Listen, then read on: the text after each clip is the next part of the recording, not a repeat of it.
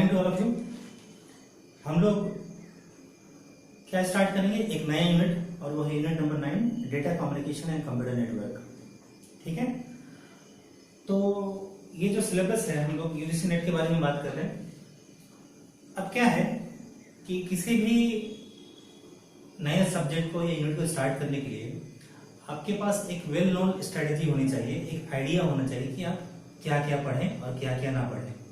क्योंकि आप सिलेबस देख सकते हैं इसका, ये कंप्लीटली ये मोटा मोटी एक पेज का सिलेबस है, सिर्फ data communication and computer network का। और आप गेट से कंपेयर करें तो गेट का पूरा सिलेबस ही 1 या सवा पेज का होता है। समझ रहे हैं? इसका मतलब सभी चीजें आपको नहीं पढ़नी है, आपको फोकस वहीं करना है जो आपके लिए इंपॉर्टेंट है। ठीक है, तो हम लोग एक बार डिस्कस कर लें, और यहाँ हम लिखेंगे कम, क्योंकि लिखने से थोड़ा टाइम ज्यादा लगेगा।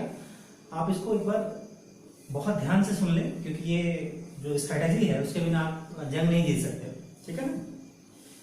तो जो पहला है वो है डेटा कम्युनिकेशन, पैराग्राफ वाइज। इसमें लिखा हुआ है components of data communication system, simplex, half duplex and duplex mode of communication. ठीक है, analogue and digital signals, noiseless and noisy signals, bandwidth, throughput and latency, digital and analogue transmission, data encoding and modulation techniques, broadband and baseband transmission, multiplexing, transmission media, transmission errors, error handling mechanism. तो देखिए कि इसमें बड़ा लंबा चौड़ा बात लिखा हुआ है, लेकिन कुछ लाइन को देखें, जैसे component of data communication system, simplex, half duplex and duplex mode of communication. ये कहने को है लंबा सा दिख रहा है, एक लाइन से ज्यादा, लेकिन ये बहुत सिंपल सा चीज है। सिंप्लेक्स मोड क्या होता है, जैसे रेडियो ट्रांसमिशन, दूरदर्शन वगैरह, ये सब सिंप्लेक्स है। हाफ डुप्लेक्स क्या है, जैसे आप वॉकी टॉकी पे जो कम्युनिकेशन करते हैं, अच्छा ओवर ओवर ऐसे करके, ओवर एंड आउट, ये सब एक बार में एक ही तरफ से कम्युनिकेशन होता है। और जो मोबाइल फोन की बात करते हैं डुप्लेक्स। तो लेकिन जो अगला है एनालॉग एंड डिजिटल सिग्नल, अब ये अपने आप में काफी लंबा है, लेकिन आपको वहीं पे फोकस करना है। अब मान लीजिए एनालॉग और डिजिटल सिग्नल की बात अगर आप इलेक्ट्रॉनिक्स में करते हैं तो काफी लेंथी हो जाएगा, लेकिन क्या है, हमारा जो फोकस है वो कंप्यूटर साइंस है, तो हम लोग कंप्यूटर साइंस को हिसाब से यहाँ देखेंगे एनालॉग एंड डिजिटल सिग्नल्स। ठीक है, क्योंकि एनालॉग में जो भी है, जैसे अभी हम बोल रहे हैं तो एक साइन वेव क्रिएट हो रहा है, एक इस टाइप का एनालॉग सिग्नल, लेकिन आपके पास जो चीजें अभी पहुंच रही है वो डिजिटली पहुंच रही है। तो एनालॉग से डिजिटल, डिजिटल से एनालॉग जो कन्वर्शन है इसमें इंपॉर्टेंट है। फिर नॉइजलेस एंड नॉइजी चैनल। अब इसके लिए हमारे पास दो थ्योरम्स हैं, एक है निक्विस्ट थ्योरम और एक है शैनन्स कैपेसिटी। तो निक्विस्ट थ्योरम बात करता है नॉइजलेस चैनल की, लेकिन कोई भी चैनल ऐसा नहीं है जिसमें नॉइज नहीं हो, तो वो प्रैक्टिकल नहीं हुआ। तो फिर उसमें सिग्नल टू नॉइज रेशियो अगर हम लगा दें, इट बिकम्स शैनन कैपेसिटी। ठीक है, तो वो सब हम लोग इसमें डिस्कस करेंगे। नाउ बैंडविड्थ, एक पर्टिकुलर जो चैनल है कितने डेटा को कैरी कर सकता है, ये बैंडविड्थ है। थ्रूपुट एंड लेटेंसी, ये भी इंपॉर्टेंट है, थ्रूपुट पर्टिकुलरली, क्योंकि थ्रूपुट निकालने से क्वेश्चन आते हैं।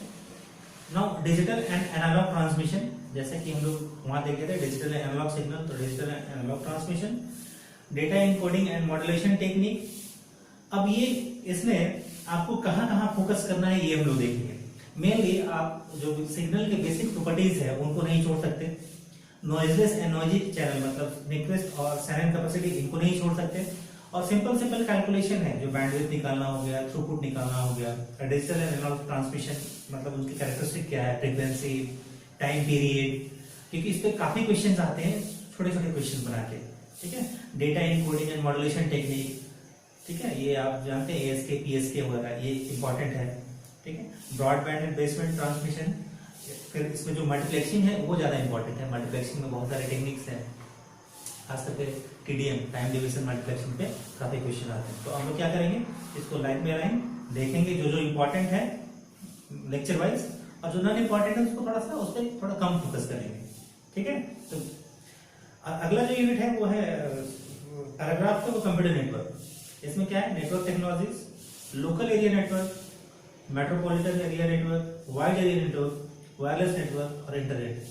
तो इसको अलग से पढ़ने की जरूरत नहीं है, क्योंकि इसमें जो है चीजें आप ऑलरेडी जानते हैं, ये बेसिकली थ्योरेटिकल है, एक बैकग्राउंड की तरह, लेकिन इसका एप्लीकेशन आपको ज्यादा है। नाउ नेटवर्क मॉडल में क्या है, layered architecture, OSI reference model and it's protocols, टीसीपी/आईपी protocol suit, physical logical port and specific addresses, switching technique.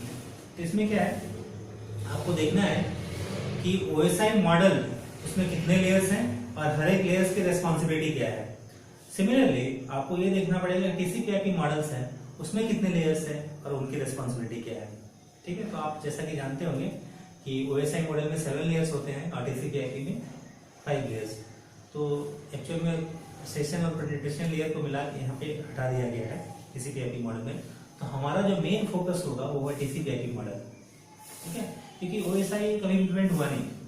ठीक, तो ओएसआई में आप ज्यादा ध्यान देंगे तो फिर आपके लिए दिक्कत होगी। ओएसआई मॉडल कभी इम्प्लीमेंट हुआ ही नहीं, वो थ्योरेटिकल रह गया। आपका फोकस क्या होना चाहिए, टीसीपी/आईपी model.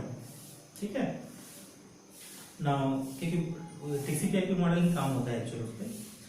Functions of OSI and टीसीपी/आईपी layers. अब यहाँ पे नेट का एक स्ट्रेटेजी है, वहाँ ये ओएसआई मेंशन रहेगा, लेकिन ओएसआई मॉडल में कुछ होता नहीं है।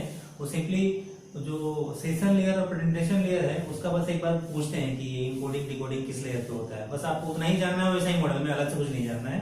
हमारा मेन फोकस टीसीपी/आईपी मॉडल पे होना चाहिए। उसमें फ्रेमिंग है, एरर डिटेक्शन है, करेक्शन है। तो फ्रेमिंग काफी इंपॉर्टेंट है क्योंकि ये डेटा लिंक लेयर की रेस्पॉन्सिबिलिटी है। एरर डिटेक्शन, जैसे एरर डिटेक्शन के बहुत सारे तरीके हैं, सीआरसी हो गए, पैरिटी चेक हो गए, 2 डायमेंशनल पैरिटी चेक हो गए, ठीक है, चेकसम हो गए, ये भी काफी important. Flow and error control. अब ये जो पोर्शन है आपको ये देखना है, flow and error control, sliding window protocol, ये दोनों चीजें हैं, ये ना काफी मैथमेटिकल है। तो इससे नेट में थोड़ा क्वेश्चन कम आते हैं, गेट में ये डिटेल में पूछता है, गेट में थ्रूपुट पूछेगा, चैनल रिलेशन पूछेगा, लेकिन नेट में थोड़ा कम है।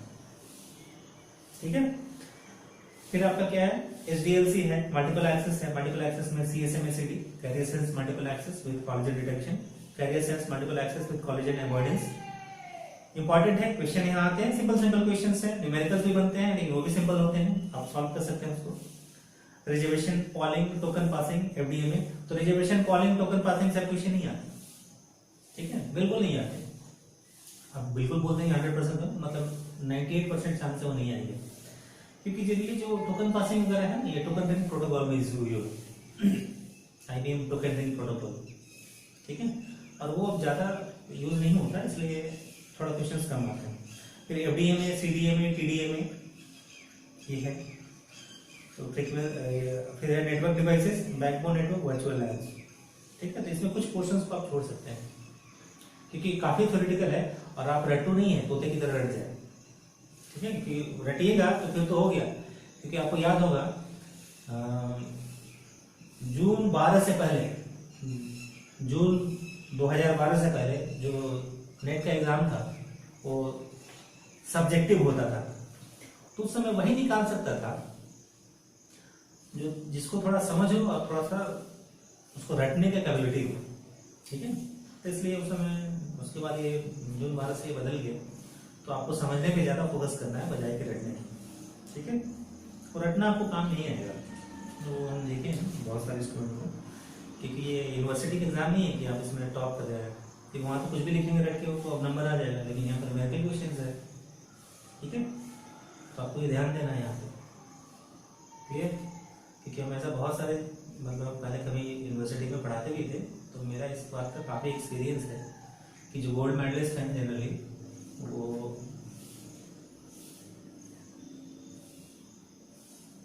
नेट निकालने में और उधर में फर्क होता है। ठीक है, ये इसलिए बता रहे हैं कि ऐसा नहीं सोचना है कि रट के आप पास कर जाएंगे नेट, पॉसिबल नहीं। ठीक है, now functions of OSI and टीसीपी/आईपी layers, इसमें आप देखेंगे फ्रेमिंग, और ये तो हम लोग बात कर ली अभी।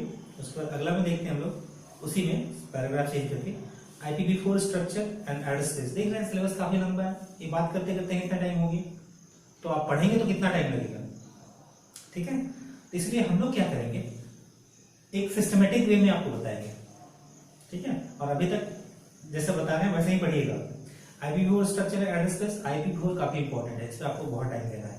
क्लास 2 में classes addressing, datagram, fragmentation, checksum, IPv6 packet format, mapping logical to physical address, ARP, direct and indirect network layer delivery, routing algorithms, TCP, UDP and SCTP protocol, flow control, error control, congestion control, ATCP, STP, ये भी important है ये paragraph. देखिए इसमें कुछ सारी चीजें हैं जहां से क्वेश्चन नहीं आता, नेट में नहीं आता। खास करके अगर आप बात करें ट्रांसपोर्ट लेयर पे जो ये है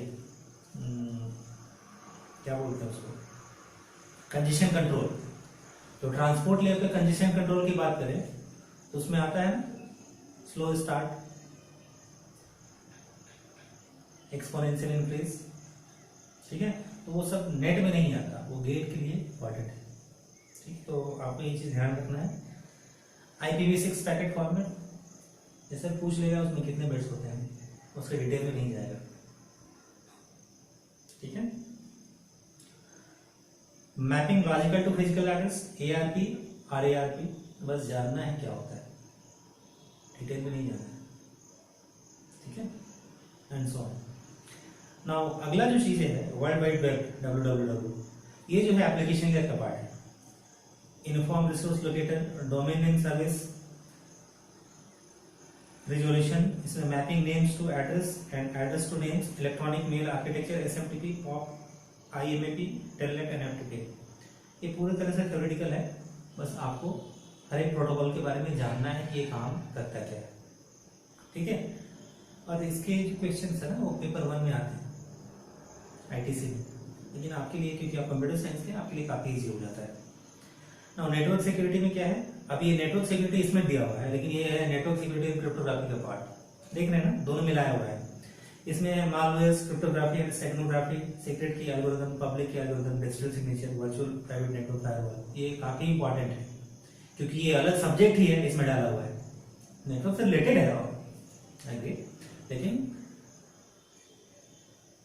वो नेटवर्क सिक्योरिटी एंड क्रिप्टोग्राफी का पार्ट है, जहां पे थोड़ा मैथमेटिकल क्वेश्चन भी आता है, मेनली RSA एल्गोरिथम्स। फिर आपका बहुत सारा और टेक्निक है, DES है, ठीक है, AES है, उसमें कितने राउंड्स होते हैं, कितने बिट्स का की होता है, वगैरह वगैरह, ये सब बहुत इंपॉर्टेंट है, तो ये इस पर आप थोड़ा ध्यान दीजिएगा। Then comes to mobile technology. अब ये मोबाइल टेक्नोलॉजी अलग चीज़ में है। मोबाइल टेक्नोलॉजी जैसे बात कीजिएगा तो 80 उसका क्या फॉर्मेट है वो आपको देखना है। GSM and CDM services and architecture of GSM and mobile computing, middleware and gateway for mobile computing, mobile IP and mobile communication protocol, communication satellites, wireless network and topology, cellular topology, mobile ad hoc network, wireless transmission, wireless LAN, wireless geolocation system, GPRS and SMS। तो ये सब ना थोड़ा mobile technology जो है नए technology में आती है, क्योंकि बहुत ज़्यादा पुराना नहीं हुआ, आप देख ही रहे हैं। इंडिया में अगर बात करें तो 2000 से आसपास से मोबाइल्स थोड़ा पॉपुलर है, तो 20 साल पुराना कोई ज़्यादा पुराना नहीं हो सकता है। तो क्वेश्चन तो यहाँ से रहते हैं लेकिन थोड़े कम रहते हैं, ठीक है। मेनली वो पूछेगा किस प्रोटोकॉल्स पे काम करता है, और कभी कभी अब क्या थोड़ा इसमें से क्वेश्चन बढ़ते जा रहा है, फिर भी बहुत ज़्यादा नहीं है, 2 क्वेश्चन, ठीक ऐसे। फिर क्लाउड कंप्यूटिंग IoT, ये भी नया एक तरह से इंट्रोड्यूस किया हुआ है सब्जेक्ट में। इसमें SaaS, software as a service, PaaS, platform as a service, ES, infrastructure as a service, public and private cloud, virtualization, ठीक है, virtual server, cloud storage, database storage, resource management, service level agreement, basic quality. इससे एक question continuously हमारे exam में आ रहा है, ठीक है। तो आप समझ सकते हैं ये यूनिट 9 कितना इंपॉर्टेंट है, ठीक है। इसके बिना अगर हम कुछ सब्जेक्ट के नाम ले लें जिसके बिना आप नेट नहीं निकाल सकते, तो उसमें एक है data communication and computer network, ठीक है। तो हम लोग नेक्स्ट क्लास से स्टार्ट करेंगे। होप कि आपको सिलेबस क्या क्या पढ़ना है, कहाँ पे फोकस ज्यादा देना है, वो समझ में आया होगा, क्योंकि विदाउट इसके आप कर ही नहीं सकते, ठीक है। आप इसको पढ़ने में 1 साल लगा दें, समझ रहे हैं। इसीलिए आपको जरूरत है प्रॉपर गाइडेंस की, लिमिटेड टाइम में कैसे निकाले। दूसरे उसके बाद एक प्रॉपर इन्वायरमेंट की, इन्वायरमेंट बहुत मायने रखता है। आप कहानियों में पढ़े होंगे, ठीक है, पढ़े हैं ना कि एक चोर साधुओं के साथ रहकर साधु बन जाता है, और कोई साधु भी चोरों की मंडली में जाके उसका नेचर बदल जाता है। तो इन्वायरमेंट आपके लिए काफी इंपॉर्टेंट है।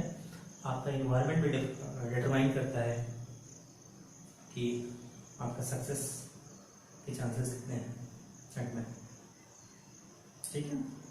तो चलिए हम नेक्स्ट क्लास से स्टार्ट करेंगे।